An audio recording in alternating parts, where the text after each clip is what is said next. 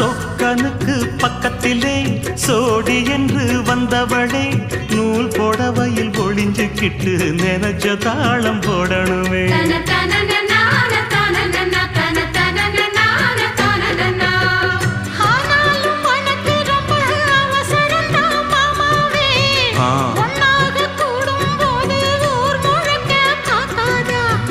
பார்த்தாலும் தவறு இல்ல பனியுறங்கும் ரோசாவே உன்னால சொத்த வச்ச மூக்குலதான் வைக்காத